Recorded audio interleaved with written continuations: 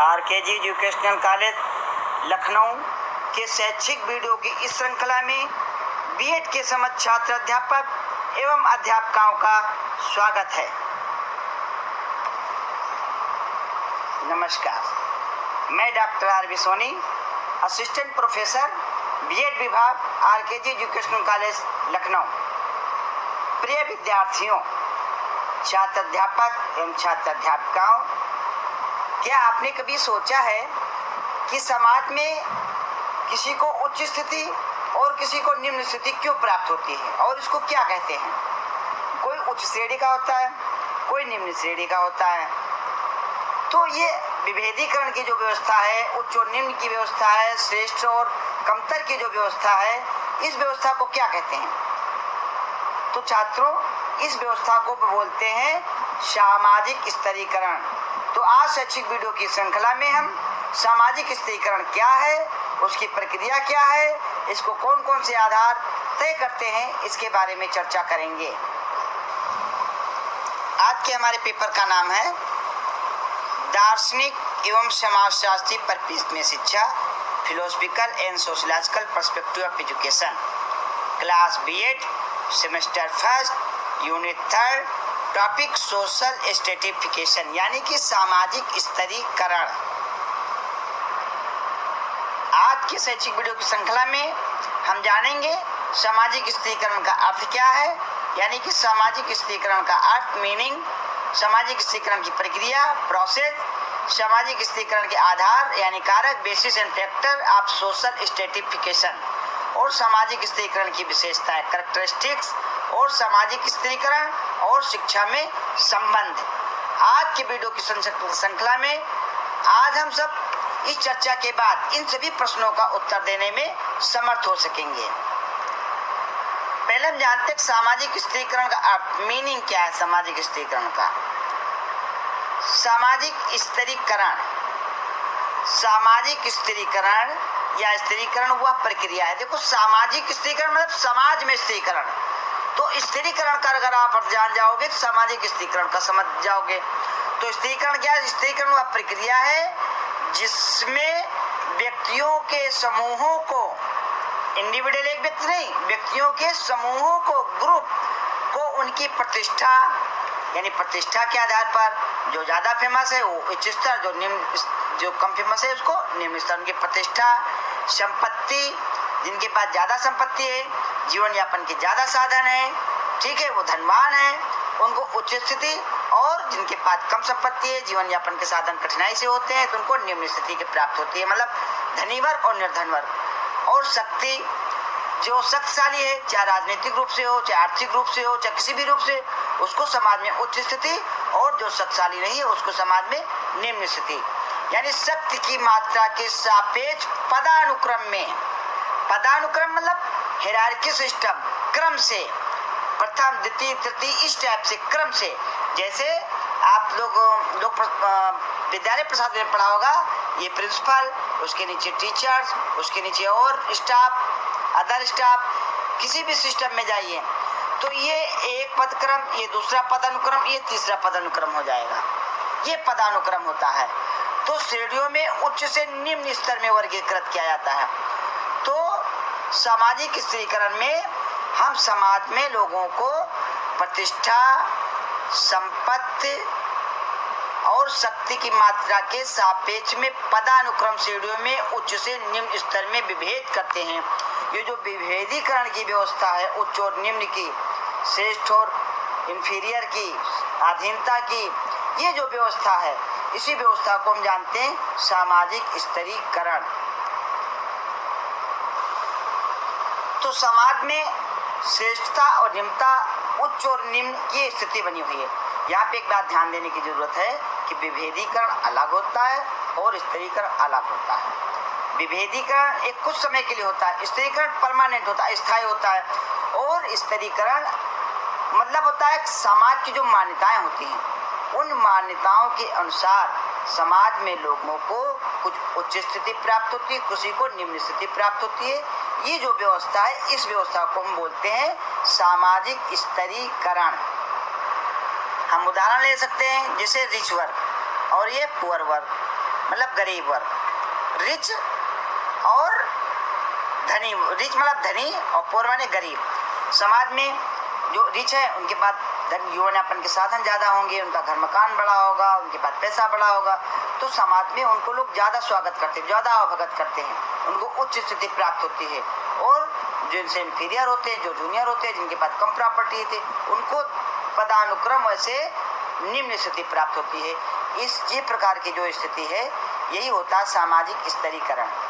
अब हम जानते हैं सामाजिक स्तरीकरण की परिभाषाओं के आधार पर सामाजिक स्तरीकरण का अर्थ और अधिक अच्छे तरीके से जान सकेंगे। जैसे पहली परिभाषा है रेमंड और मूरे के अनुसार। रेमंड मूरे कहते हैं स्तरीकरण उच्चतर एवं निम्नतर सामाजिक इकाइयों में समाज का एक क्षैतिज विभाजन है। कैसा विभाजन है? निम्नतर और उच्चतर, मतलब ये कुछ लोगों को समाज में उच्च स्थिति प्राप्त होती है, कुछ लोगों को समाज में निम्न स्थिति प्राप्त होती है। ये जो सामाजिक इकाइयों में जो विभाजन किया गया यही है स्तरीकरण। जो मिलेगा क्षैतिज का मतलब जैसे आप पद सोपान में देखिए, टॉप पे ये शासक वर्ग मान लिया, क्रीमी लेयर मान लिया, बुर्जुआ, कुछ भी आप मान सकते हैं। फिर इसके नीचे की पद सोपानी व्यवस्था, मतलब आप एडमिनिस्ट्रेशन में देखिए, फिर इसके नीचे मान लिया 2 कर्मचारी, इसके नीचे मान लिया 3 कर्मचारी, इसके नीचे भी 2 कर्मचारी, इसके नीचे 1, इस टाइप से ये जो क्षैतिज विभाजन हो रहा है, पहला वर्ग ये, दूसरा वर्ग ये, तीसरा वर्ग ये, और इस प्रकार की ये जो क्षैतिज विभाजन हो रहा है, इस विभाजन को ही बोलते हैं सामाजिक स्तरीकरण। ठीक है, गिलबर्ट महोदय कहते हैं कि सामाजिक स्तरीकरण समाज का उन स्थायी समूह अथवा श्रेणियों में विभाजन है स्कूल में है जो कि श्रेष्ठता अथवा अधीनता के संबंधों को विकसित करती है। कहने का मतलब विभेदीकरण जो होता है वो कुछ समय के लिए हो सकता है कि भाई छोटा बड़ा, ऊंच नीच, निम्न मान लिया, श्रेष्ठ मान लिया, लेकिन सामाजिक स्तरीकरण की व्यवस्था स्थायी होती है, परमानेंट होती है। ठीक है, और यह समूह श्रेणियों में विभाजन है जो कि श्रेष्ठता और अधीनता, जो उच्च श्रेणी को होते हैं उनको श्रेष्ठता की स्थिति प्राप्त होती है, जो उसके नीचे होते हैं उनको अधीनता की स्थिति प्राप्त होती है। इस प्रकार ये श्रेष्ठता और अधीनता की जो स्थायी जो व्यवस्था की गई है, इकाइयों में जो विभाजन कर दिया गया है, इसी को बोलते हैं सामाजिक स्तरीकरण।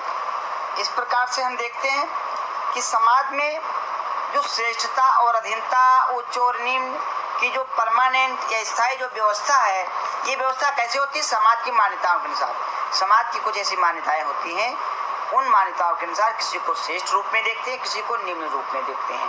तो ये जो व्यवस्था होती है इसी को बोलते हैं सामाजिक स्तरीकरण। तो ये व्यवस्था क्यों होती है और ये सामाजिक स्तरीकरण के कौन कौन से कारक उत्तरदायी हैं? अब हम बात करते हैं सामाजिक स्तरीकरण की प्रक्रिया के बारे में। सामाजिक स्तरीकरण की प्रक्रिया, प्रोसेस क्या, क्यों सामाजिक स्तरीकरण होता है, कैसे होता है? देखिए, सामाजिक स्तरीकरण के पीछे 5 प्रकार की सामाजिक प्रक्रियाएं जिम्मेदार हैं। अमूमन बदलते समाज में प्रक्रिया और भी बढ़ती जाती है, लेकिन 5 प्रकार की मेन प्रक्रिया हैं। जैसे कि विभेदीकरण, समाज में जो विभेदीकरण की जो प्रक्रिया है, विभेद किया जाता है, कोई उच्च है कोई निम्न है, इस प्रक्रिया के कारण सामाजिक स्तरीकरण का जन्म होता है। क्रम विन्यास, क्रम जैसे कि मैंने बताया ना, ये पद, ये क्रम, फिर उसके नीचे मान लिया ये क्रम, इसके नीचे 2 क्रम या इसके नीचे 3, ये जो पद हैं, ठीक है, ये एक क्रम हो गया पद, और ये एक अगला क्रम, ये अगला क्रम, टॉप पे ये, सेकंड पे ये और थर्ड पे ये। तो सामाजिक स्तरीकरण में जो ये प्रक्रिया है, हायरार्की सिस्टम में पद सोपानी प्रक्रिया, इसके कारण स्तरीकरण का जन्म होता है। फिर मूल्यांकन, समाज की कुछ मान्यताएं होती हैं, समाज उन मान्यताओं के अनुसार समाज के व्यक्तियों का मूल्यांकन करता है कि वो श्रेष्ठ है या निम्न है, और उस मूल्यांकन प्रक्रिया के कारण स्तरीकरण का जन्म होता है। फिर पुरस्कार और दंड समाज अपने व्यक्ति को कंट्रोल करने के लिए करता है, और ये स्तरीकरण को भी जन्म देता है। जो व्यक्ति पुरस्कृत होते हैं, समाज में उनको जो दंडित होते हैं, जो समाज के मान्यताओं अनुसार काम नहीं करते हैं, उनको निम्न स्थिति प्राप्त होती है। इस प्रकार से विभेदीकरण, क्रम विन्यास, मूल्यांकन, पुरस्कार, ये सारी चीजें सामाजिक स्त्रीकरण को जन्म देती हैं। अगर इन सभी को खत्म कर दिया जाए तो समाज से स्त्रीकरण व्यवस्था खत्म हो जाएगी।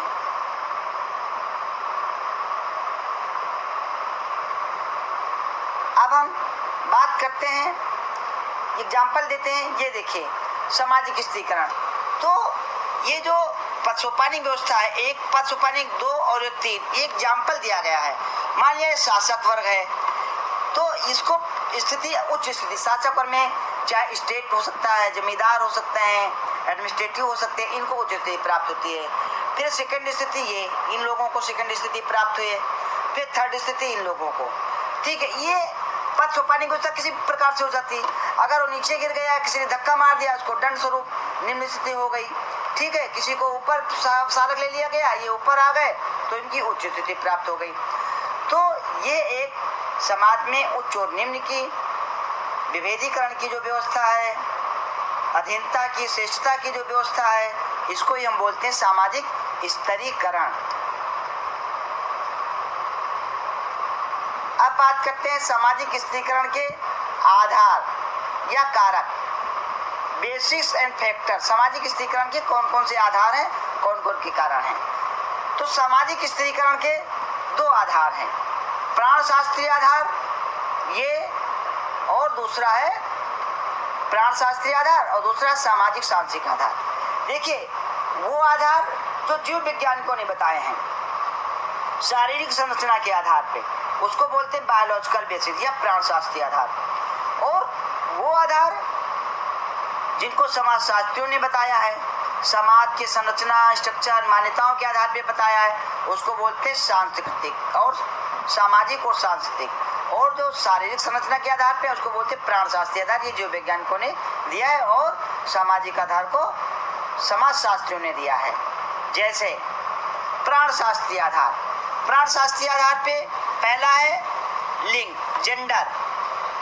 देखिए जेंडर के आधार पे कुछ लोगों को उच्च स्थिति प्राप्त होती है, कुछ लोगों को निम्न स्थिति प्राप्त होती है। एग्जाम्पल है महिला और पुरुष, महिलाओं को निम्नतर स्थिति प्राप्त और पुरुषों को उच्च स्थिति प्राप्त है। जैसे बहुत सारे से सर्विस हैं जिसमें महिलाएं नहीं ली जाती हैं, सेना में महिलाएं नहीं ली जाती हैं, बहरहाल अब ली जा रही हैं, अब उनकी स्थिति मजबूत हो रही है। तो ये अमेरिका में जैसे लीजिए, अमेरिका का प्रेसिडेंट अभी तक पुरुष ही रहे हैं, एक बार महिला खड़ी हुई है वो भी हार गई है।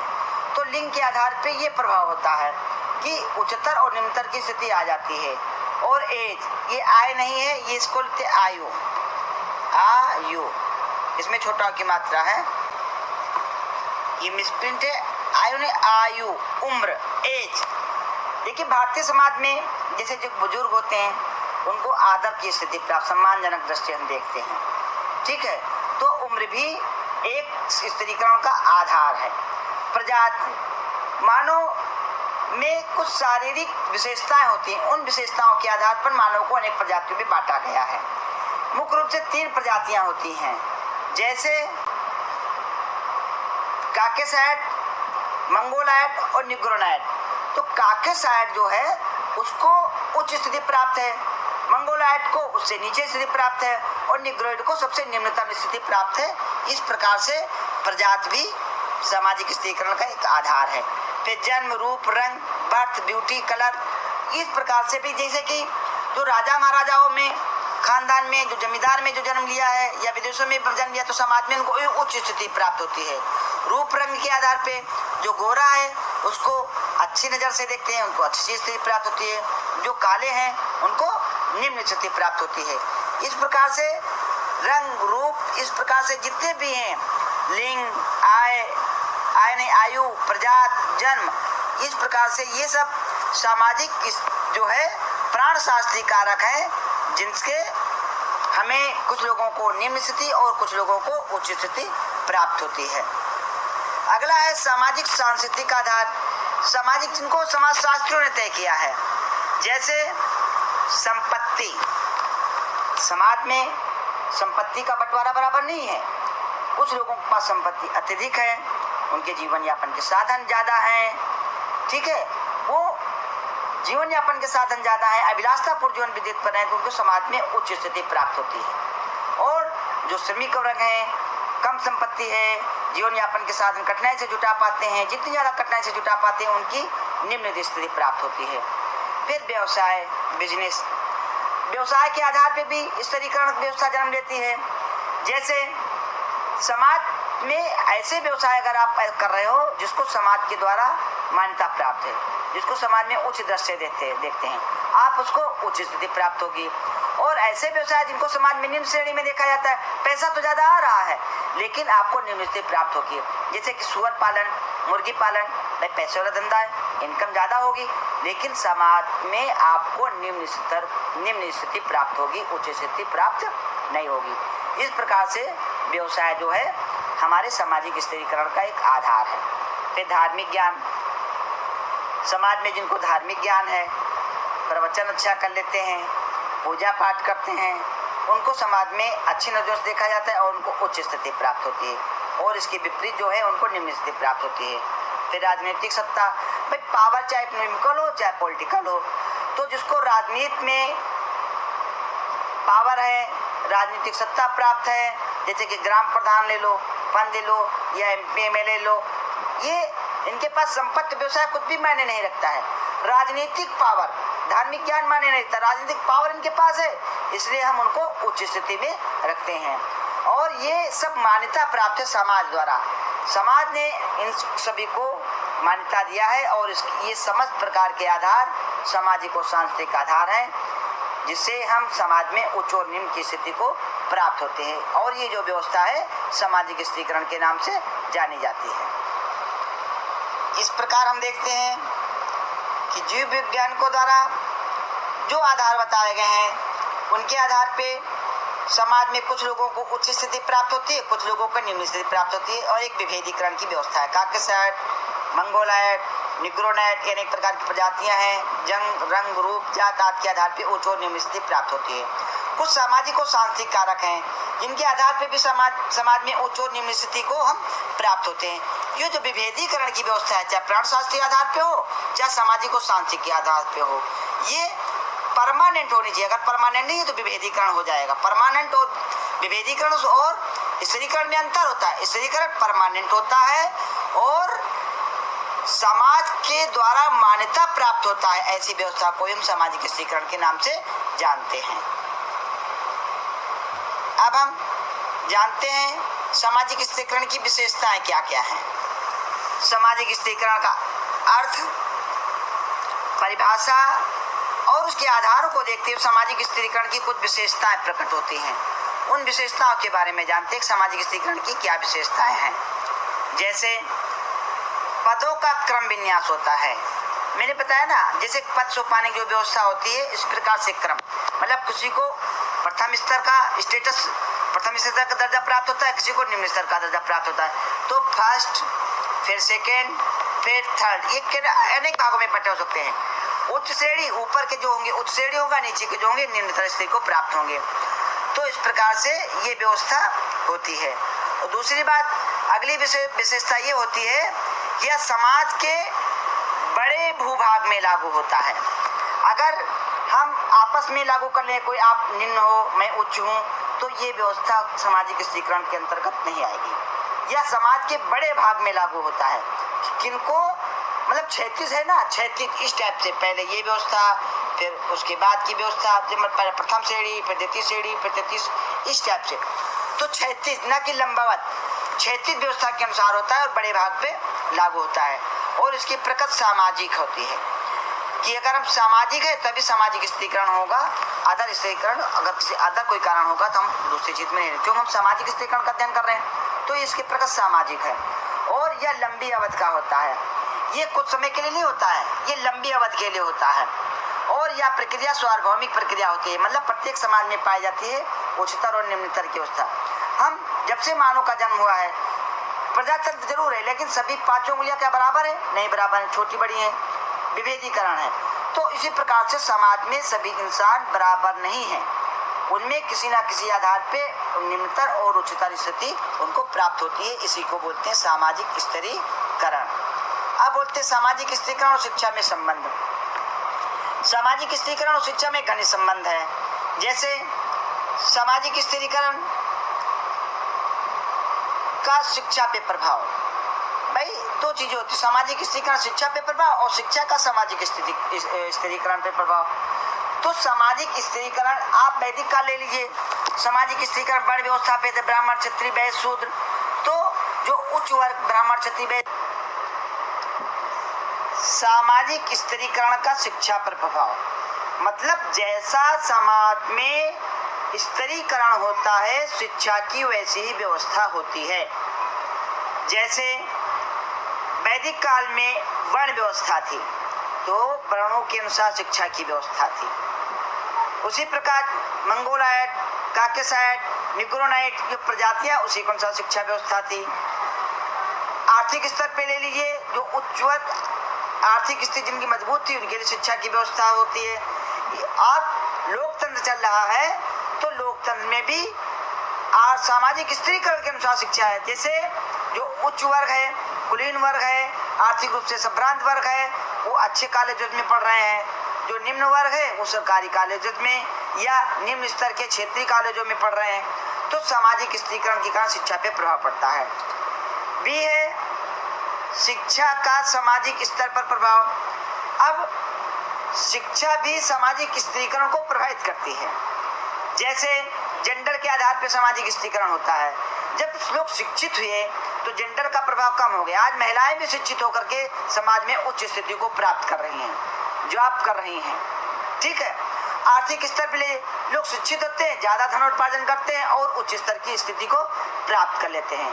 इस प्रकार से सामाजिक स्थिरीकरण शिक्षा को और शिक्षा सामाजिक स्थिरीकरण को प्रभावित करती है। अब हम देखते हैं कि और कौन कौन से कारक हैं जो सामाजिक स्थिरीकरण और शिक्षा में संबंध रखते हैं। जैसे आवश्यकता की पूर्ति में सहायक,